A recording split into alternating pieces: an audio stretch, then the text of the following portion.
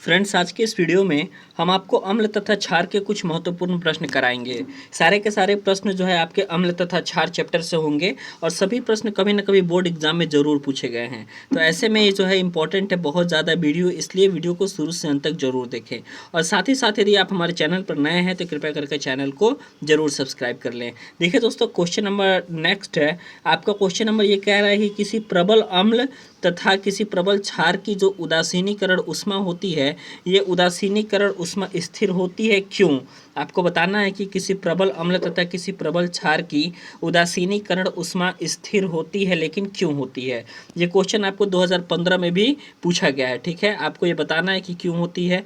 मैं आपको सबसे पहले बता दूं कि प्रबल अम्ल तथा प्रबल क्षार जो होते हैं, ये आपके तनु विलयन में पूर्णतया आयनित होकर के हाइड्रोजन आयन तथा हाइड्रोक्साइड आयन देते हैं।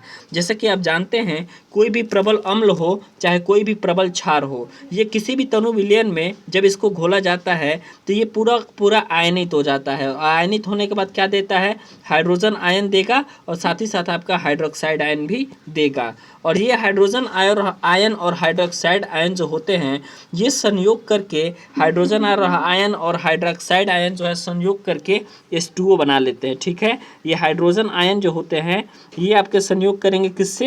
हाइड्रोक्साइड आयन से। H+ आयन जो होते हैं वो OH- आयन के साथ संयोग करते हैं और संयोग करके बना लेते हैं आपका वाटर।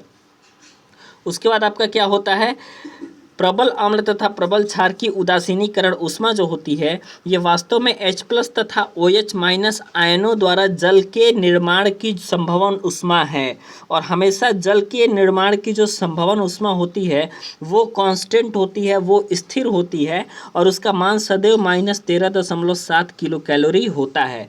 यही कारण होता है दोस्तों कि प्रबल अम्ल तथा प्रबल क्षार की जो उदासीनीकरण का उष्मा का जो मान होता है वो सदैव स्थिर होता है, जिसका मान -13.7 कैलोरी होता है। तो ये आपका फिक्स हो गया कि किसी भी प्रबल अम्ल तथा किसी भी प्रबल क्षार की उदासीनीकरण उष्मा स्थिर होती है, क्यों होती है? ये आपका प्रश्न जो है 2 नंबर में आपका पूछा जाता है, कई बार पूछा गया है, तो इसलिए ये एक इम्पॉर्टेंट क्वेश्चन है। अगले क्वेश्चन के बारे में बात करते हैं। अगला क्वेश्चन हमारा ये कह रहा है कि अम्ल तथा क्षारक की प्रबलता से आप क्या समझते हैं? ठीक है, अम्ल तथा क्षारक की प्रबलता से क्या समझते हैं, स्पष्ट कीजिए। ये क्वेश्चन भी 2012 में आपका पूछा गया है और ये भी काफ़ी महत्वपूर्ण प्रश्न है। तो इस प्रश्न के बारे में बात करते हैं। सबसे पहली बात हमको ज्ञात करना है क्या? अम्ल तथा क्षारों की प्रबलता। अम्ल व क्षारों की जो आयनन की मात्रा होती है वही उनकी प्रबलता कहलाती है। जो भी उनकी आयनन की मात्रा होगी, अम्ल के आयनन की मात्रा अम्ल की प्रबलता कहलाएगी तथा क्षार के आयनन की मात्रा क्षार की प्रबलता कहलाएगी। और जिन अम्लों तथा क्षारकों के आयनों की मात्रा अधिक होती है उन्हें क्रमशः प्रबल अम्ल तथा प्रबल क्षारक कहते हैं। ठीक है, जिन अम्लों में आयनन की मात्रा अधिक होगी वो अम्ल आपके प्रबल अम्ल कहलाएंगे तथा जिन क्षारकों में आपके आयनन की मात्रा अधिक होगी वो क्षारक जो होते हैं वो आपके प्रबल क्षारक कहलाएंगे। इसी प्रकार जिन अम्लों तथा क्षारकों के आयनों की मात्रा कम होगी उन्हें क्रमशः दुर्बल अम्ल कहेंगे और जिनके आयनन की मात्रा कम होगी उन्हें दुर्बल क्षारक कहेंगे। ठीक है, तो अम्ल तथा क्षारक की प्रबलता हो गई इसके आयनन की मात्रा से निर्धारित, यानी कि आयनन की मात्रा ही यह बताएगी कि कौन सा अम्ल प्रबल अम्ल है और कौन सा अम्ल जो है आपका ये दुर्बल अम्ल है। अब हम आपको बताते हैं अगले प्रश्न के बारे में। अगला प्रश्न ये कह रहा है कि आयनन सिद्धांत के आधार पर आपको समझाना है कि HCl एक अम्ल है, क्यों? किस सिद्धांत पर समझाना है आपको? सिद्धांत है आपका आयनन का सिद्धांत। आयनन के सिद्धांत पर आपको बताना है कि HCl अम्ल है क्यों तथा NaOH सोडियम हाइड्रोक्साइड क्षार है क्यों। ठीक है, किस सिद्धांत पर बताना है आपको? आयनन के सिद्धांत पर।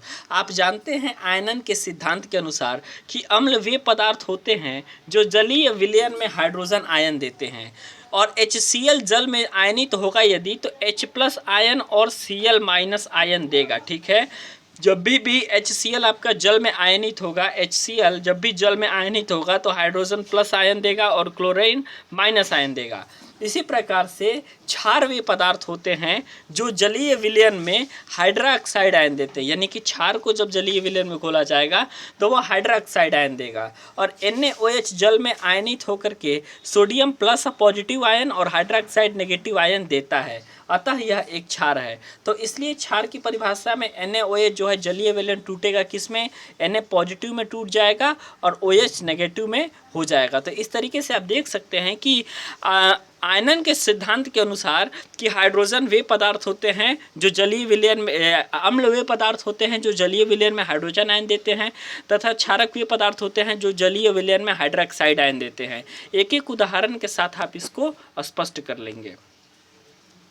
तो इस तरीके से आप देख सकते हैं कि हमने एक इम्पॉर्टेंट क्वेश्चन बताया, बहुत ही ज़्यादा इंपॉर्टेंट क्वेश्चन, 2 या 3 क्वेश्चन इस सीरीज़ में हमने बताए हैं।